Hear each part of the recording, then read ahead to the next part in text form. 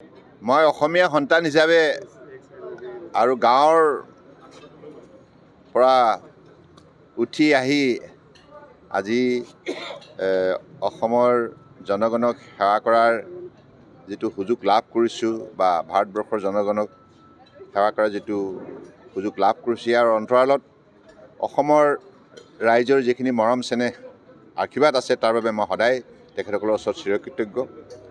আজি অসমীয়া নতুন বছৰ উপলক্ষে, নৱবৰ্ষৰ উপলক্ষে আৰু ৰঙালী বিহুৰ উপলক্ষে মই অসমৰ সমূহ ৰাইজলৈ আন্তৰিক শুভেচ্ছা আৰু শ্ৰদ্ধা জ্ঞাপন কৰিছোঁ আৰু জ্যেষ্ঠসকলৰ শ্ৰীচৰণত মূৰ দোৱাই আশীৰ্বাদ বিচাৰিছোঁ। আমাৰ যিটো পৰম্পৰা আছে, শ্ৰদ্ধা, ভক্তি, মৰম, চেনেহ, আন্তৰিকতা আৰু ৰঙালী বিহুৰ মাজেৰে আমি আমাৰ সমন্বয়টো আৰু শক্তিশালী ৰূপত গঢ় দিওঁ। আৰু সেইটোৱে হৈছে বিহুৰ আটাইতকৈ ডাঙৰ তাৎপৰ্য, আটাইতকৈ ডাঙৰ দিশ। আৰু আমাৰ সাতাম পুৰুষীয়া সামাজিক, সাংস্কৃতিক, আধ্যাত্মিক পৰম্পৰাৰ মূল্যবোধটো আমি জীয়াই ৰখাৰ বাবে সকলোৱে অপ্ৰাণ চেষ্টা কৰোঁ।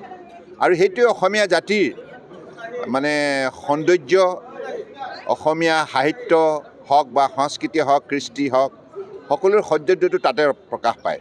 গতিকে মই ভাবোঁ যে এইবাৰ বহাগতো অসমৰ সমূহ ৰাইজে এই দিশটো বিশেষ ধৰণে গুৰুত্ব দিব আৰু উঠি অহা প্ৰজন্মই আমি লোৱা পদক্ষেপৰ পৰা তেখেতসকলে যাতে মূল্যবোধটো আয়ত্ব কৰিব পাৰে আৰু ভৱিষ্যতৰ দিনত মানৱীয় দৃষ্টিভংগীৰে মানৱ সেৱা কৰাৰ, জাতি সেৱা কৰাৰ, দেশ সেৱা কৰাৰ বাবে সকলোৱে যেন সংকল্পবদ্ধ হয়।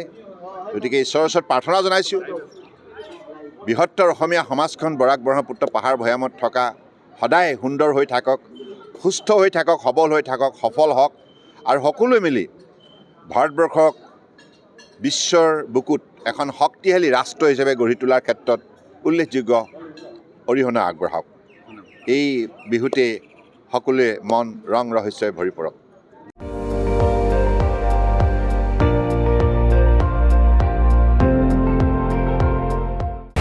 আপুনি চাই আছে ND24, সৰ্বশ্ৰেষ্ঠ নহয়, সৰ্বোত্তমৰ দৌৰত।